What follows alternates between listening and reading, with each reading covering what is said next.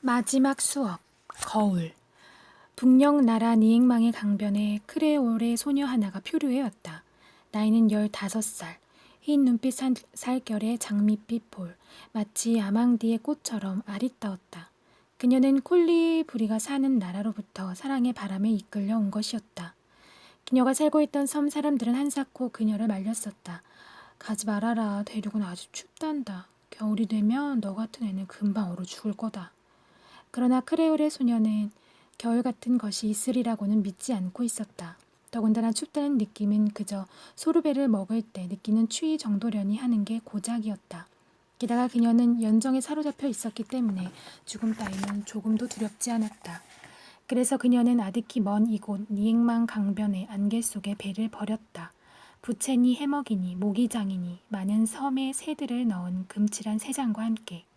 나이든 북녘 아저씨는 그 버신 남녘이 비트로 싸서 그에게 보내준 이 고장 섬에 핀 이 꽃을 보고는 참을 수 없이 마음이 움직여졌다. 그는 추위 녀석이 이 아가씨와 그녀의 벌새를 냉큼 한 입에 삼켜버릴 것이라는 생각이 들었으므로 재빨리 그의 커다란 황금빛 태양에 불을 켜고 자신도 그녀를 맞이하기 위하여 여름 차림을 했다. 이 바람에 크레올의 소녀는 여기서 큰 착각을 범하고 말았다. 그녀는 이 혹독하도록 답답하고 거칠은 북녘의 더위를 올 한 해 내내 계속되는 더위인 줄 알았으며 거무스레한 상록수를 봄철의 푸르름으로 믿어버리고는 그녀의 해먹을 마당의 구석에 있는 두 그루의 전나무 사이에 메어놓고 온종일토록 부채질을 하고 흔들거리면서 지냈다. 북극 나라도 매우 덥군 하고 그녀는 생글거렸다. 그러면서도 마음에 걸리는 일이 없는 것은 아니었다. 이 기묘한 나라에서는 왜 집이란 집에 베란다가 없는 것일까? 이토록 두꺼운 벽이니 융단이니 무거운 커튼은 무엇 때문일까?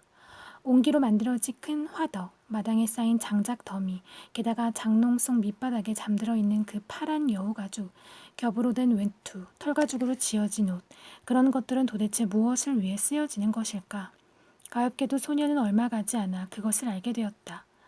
어느 날 아침 크레올의 소녀는 눈을 뜨자마자 심한 한기를 느꼈다.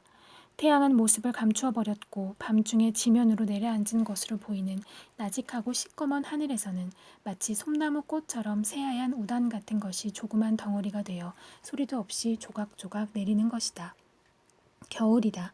겨울이 온 것이다. 바람은 싱싱거리고 화덕은 코고는 소리를 냈다.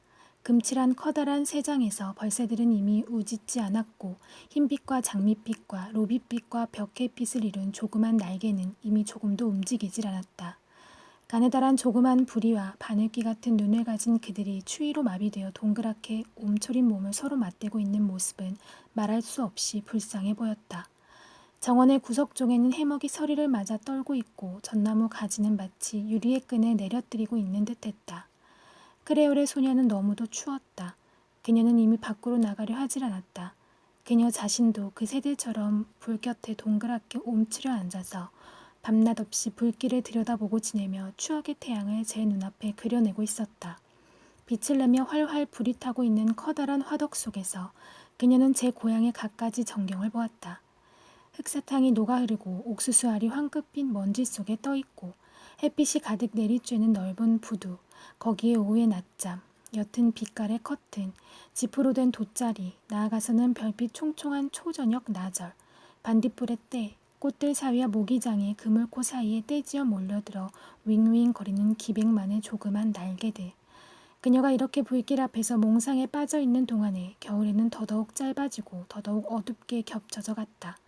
매일 아침마다 벌새들은 한 마리씩 새장 속 주검이 되어 누워 있었다. 마침내 단 2마리만이 남았다. 초록빛 날개를 치켜 올린 두 덩이가 한 구석에 마주 앉아 있을 뿐이었다. 그날 아침 크레올의 소녀는 일어날 수가 없었다. 마치 북녘 바다의 얼음 속에 갇힌 마온 돛담배처럼 추위가 그녀의 목을 죄어 자유를 빼앗고 만 것이다. 둘레는 어둡고 방 안엔 슬픔이 흐르고 있었다. 성에는 유리창에 비단결 같은 두꺼운 커튼을 쳐놓고 있었다. 도시는 죽은 것 같았다. 소리도 나지 않는 거리에서는 증기를 내뿜으며 제설차가 슬픈 소리를 내며 움직이고 있었다. 크레올의 소녀는 잠자리 속에서 심실풀이로 부채의 금박을 반짝거려 보기도 했고 제 고향 섬나라 새의 커다란 날개로 테두리를 장식한 제 나라의 거울의 모습을 비추어 보기도 하는 등으로 나날을 보내고 있었다. 점점 더 짧게, 점점 더 어둡게 겨울에는 겹쳐갔다. 레이스의 침대 커튼 안에서 크레올의 소녀는 창백한 모습으로 극도의 비탄에 잠겨 있었다.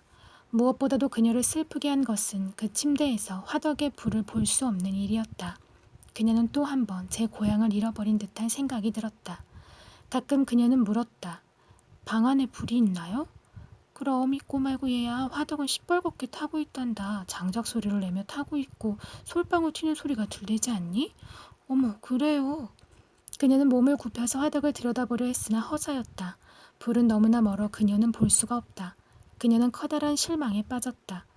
그러던 어느 날 근심에 잠겨 창백하기만 한 그녀가 머리를 베개 밖으로 내밀고 보이지도 않는 아름다운 불 있을 때를 향해 여전히 눈길을 던지고 있을 때 그녀의 애인이 다가와서 침대 위에 거울 하나를 집어들었다. 당신은 불을 보고 싶어 하는군요. 기다려요. 이제 보여줄게. 하더니 애인은 화덕 앞에 꿇어앉아서 환상의 불을 거울에 받아 그녀에게 비추어 주고자 시도했다. 보여요? 아니요. 아무것도 안 보여요. 이번엔? 아니요. 아직도. 그러다가 마침내 얼굴 가득히 빗살을 받자 크레올의 소녀는 무한한 기쁨에 차서 외쳤다. 오, 보여요. 그리고는 두 눈의 깊은 곳에 두 낯에 조그만 불을 깃들인 채 한박 웃음 지었다. 소녀의 목숨은 서서히 꺼져갔다. 별, 프로망스의 어느 목동의 이야기. 리브롱 산맥 중에 한 산 위에서 목동 노릇을 하던 시절 나는 몇 주일이고 사람의 얼굴을 보지 못한 채 초원의 목장 안에서 라블이라는 내 개와 양떼를 상대하며 머물러 있었다. 가끔 몽드리르 산의 수도사들이 약초를 찾아 지나가는가 하면 피에몽 산에서 숲 굽는 이의 새까만 얼굴을 보는 정도였다. 그들은 혼자 외톨이로 지내느라 별로 말이 없었고 사람들과 이야기하는 흥미를 잃어버려 기슭의 마을이나 고을에서 일어난 일을 전혀 모르는 말수가 극히 적은 소박한 사람들이다. 그러니 두 주일마다 이곳으로 올라오는 길 위에서 두 주일 몫의 식량을 내게 날라다 주는 우리 목장 수노새의 방울소리를 듣거나 산허리에서 점점 뚜렷이 나타나는 머스마이의 쾌활한 얼굴 또는 늙은 노라드 아주머니의 엷은 다갈색 두건을 보면 나는 무척 즐거워지는 것이었다. 나는 그들의 입을 통해 산기슭 마을의 소식을 들었다. 누가 세례를 받았다느니 누가 시집 장가를 갔다느니 등등. 그 중에서도 각별히 내게 흥미있었던 것은 백리 사방에서 가장 어여쁜 우리 주인 아저씨의 따님인 스테파네트 아가씨의 소식을 듣는 일이었다. 겉으로는 그다지 흥미있어 하지 않은 채 하며 나는 아가씨가 자주 잔칫집이나 야외에 초대받아 갔는지 여전히 새로운 구애자들이 찾아오는지 물어보곤 했었다. 산속에서 지내는 초라한 양치기인 주제에 그런 이야기를 들어서 도대체 무슨 소용이 있느냐고 묻는 이가 있다면 나는 그에게 이렇게 대답하리라. 그때는 나는 20살이었고 이 스테파네트 아가씨는 그때까지 내가 본 중에서 가장 아름다웠노라고. 그러던 어느 일요일 그날도 두 주일치 식량을 기다리고 있었는데 그것이 이날따라 매우 늦게 도착했다. 아침 나절에 나는 생각했다. 아마 틀림없이 노래의 미사 때문일 거라고. 그런 뒤에 한낮 가까이에 심한 폭풍우가 불자 나는 길이 나빠서 노새가 떠나지 못했으려니 생각했다. 이윽고 오후 3시쯤에서 하늘이 맑게 씻겨지고 산이 물기와 햇빛으로 빛날 때 나는 나뭇잎에서 떨어지는 물방울 소리와 물이 부른 시냇물에 넘치는 소리 사이에서 부활제 날의 교회당 종소리처럼 명랑하고 쾌활한 노새의 방울 소리를 들었다.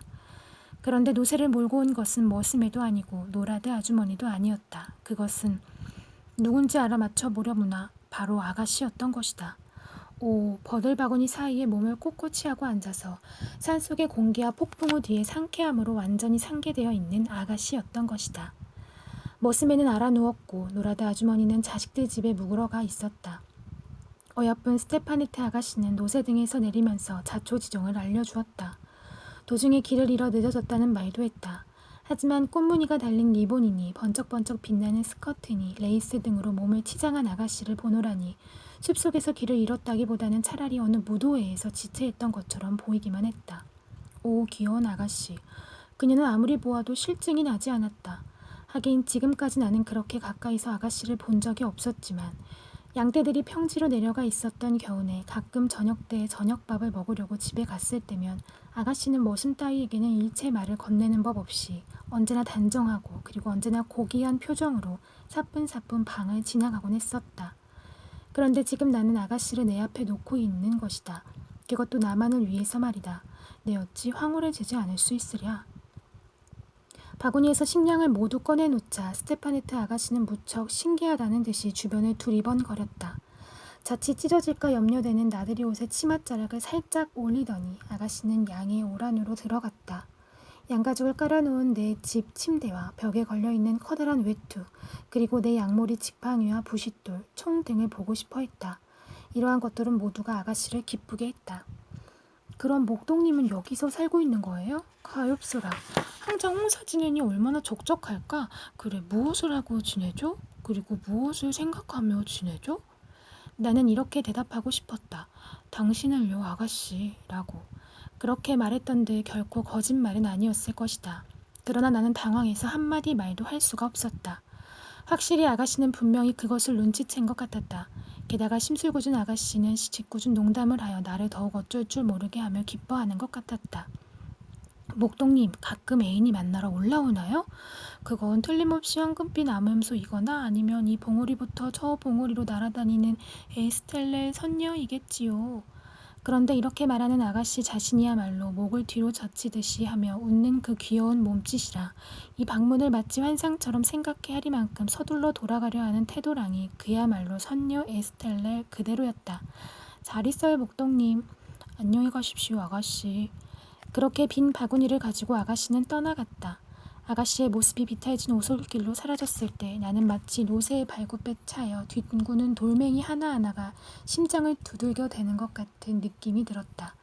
해질 무렵까지 그렇게 나는 꿈이 사라질까 두려워 꼼짝도 않고 꾸벅꾸벅 졸고 있었다. 저녁 나절이 가까워서 골짜기 밑바닥이 물빛으로 물들고 양떼들이 울어대며 서로 몸뚱이를 맞대고 떼지어 울면서 돌아가려고 할 때 언덕의 한 모퉁이에서 나를 부르는 소리가 들리더니 우리 아가씨의 모습이 눈앞에 나타났다. 얼마 전에 명랑하던 모습은 찾아볼 수 없고 추위와 두려움과 습기 때문에 바들바들 몸을 떨고 있었다. 듣고 보니 아가씨는 산기슭에서 폭풍으로 물이 불어나 소르 그네를 억지로 건네려 하다가 하마터면 빠져 죽을 뻔했다는 것이었다. 무엇보다도 난처한 것은 이런 늦은 시간에 집으로 돌아가기란 꿈속에서도 생각할 수 없는 일이었다. 지름길을 아가씨 혼자 찾아내는 것은 무리였고 그렇다고 내가 양떼들을 두고 떠날 수도 없었기 때문이다. 산 위에서 밤을 보내야 한다는 생각이 몹시도 아가씨를 괴롭혀주고 있었다. 특히 가족들의 근심 때문에 나는 최선을 다해서 아가씨를 위로해 주었다. 지금은 7월이니 밤이 짧아요, 아가씨. 잠깐만 고생하면 되는걸요. 나는 아가씨의 발과 소르그 냇물로 고스란히 젖어버린 옷을 말리느라고 부랴부랴 불을 지폈다.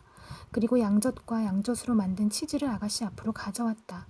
그러나 가엾은 아가씨는 불을 쬐려고도 먹으려고도 하지 않았다. 아가씨의 눈에 고인 커다란 눈물을 보고는 나 또한 울고 싶어졌다. 그러는 동안에 어느덧 밤이 되고 말았다. 이미 산꼭대기의 가루와 같은 햇빛과 서쪽의 수증기와 같은 빛밖에 남아있지 않았다. 나는 아가씨에게 울 안으로 들어가서 쉬라고 했다. 새로 짚을 깔고 새로 깨끗한 털가죽을 깐 뒤 나는 아가씨에게 안녕히 주무시라고 했다. 그리고 나는 바깥으로 나가서 문 앞에 앉았다. 하나님이 증인이시다. 사랑의 불길이 내 피를 불태우고 있었음에도 불구하고 나는 조금도 옳지 못한 생각을 품지 않았다. 주인 어른의 따님이 다른 어느 암양보다도 귀하고 깨끗한 암양처럼 울의 한 구석에 잠들어 있는 모습을 신기한 듯이 지켜보고 있는 양들 곁에서 나의 보호를 믿고 잠들어 있다고 생각하니 그 같은 크나큰 자랑스러움 이외에는 아무런 생각도 일어나지 않았다. 그때처럼 하늘이 깊고 별이 찬란하게 빛나 보인 때라고는 없었다. 그때 갑자기 울의 빗장문이 열리더니 어여쁜 스테파네트 아가씨가 모습을 나타냈다. 아가씨는 잠을 이룰 수가 없었던 것이다. 양들은 집 위에서 몸을 움직일 때마다 부스럭거리는 소리를 냈고 꿈을 꾸면서 매하고 울기도 했다. 끝내 아가씨는 불가로 오는 편이 낫겠다고 생각한 것이었다. 나는 내가 둘렀던 암염수의 털가죽을 아가씨의 어깨에 걸쳐주고 불을 더 활활 타게 했다. 우리는 아무 말도 하지 않고 서로 몸을 나란히 하고 앉아 있었다. 만약에 그대가 들에서 밤을 지낸 일이 있다면 우리가 잠들어 있는 시각에 또 하나의 신비스러운 세계가 고독과 정적 속에서 눈을 뜬다는 사실을 알고 있을 것이다. 그때 샘물은 더욱 맑은 소리를 내고 연못은 작은 불꽃을 활활 태운다. 산들의 모든 정령들은 자유롭게 왕래한다. 대기 속에서는 물체가 맞닿거나 나뭇가지가 자라거나 풀이 자라거나 하는 소리인 듯한 거의 귀에 담을 수 없는 희미한 소리가 난다. 낮은 생물의 세계지만 밤은 무생물의 세계다. 길들여 있지 않으면 두려워진다. 그러기에 아가씨는 바들바들 몸을 떨고 있었다. 아무리 조그만 소리가 나도 내게 바싹 기대곤 했다. 한 번은 아래쪽에서 반짝이는 못으로부터 긴 외마디 소리가 흔들리며 우리 쪽으로 메아리 쳐왔다. 동시에 아름다운 유성 하나가 마치 우리가 방금 들은 외마디 소리가 빛 하나를 수반한 양 우리의 머리 위를 넘어 같은 방향으로 흘러갔다. 저게 뭐죠? 스테파네트 아가씨는 나직한 목소리로 물었다. 천국으로 들어가는 영혼이지요. 하며 나는 십자를 그었다. 아가씨도 십자를 그었다. 잠시 하늘을 우러러보며 매우 경건한 표정이 되었다. 그리고는 아가씨가 내게 말했다. 그럼 목동님, 목동들이 마술사라는 게 정말인가요? 천만에요. 그럴 리가 있나요? 하지만 우리는 이곳 별이 훨씬 가까운 곳에 살고 있지요. 그러니 우리는 거기서 일어나는 일을 평지에 사는 사람들보다도 훨씬 잘 알 수 있지요. 아가씨는 귀여운 하늘의 양치기처럼 양가죽의 몸을 감싼 채 머리를 한 손으로 받치고 여전히 하늘을 바라보고 있었다. 참 많기도 해라. 참 곱기도 하네요. 지금까지 난 이렇게 많은 별을 본 적이 없었어요. 목동님, 별 이름을 아세요? 알고 말고요, 아가씨. 자 보세요. 바로 우리의 머리 위에 저기 별이 있지요. 성 야고백일 은하수 있지요. 저건 프랑스로부터 곧바로 스페인까지 뻗어 있어요.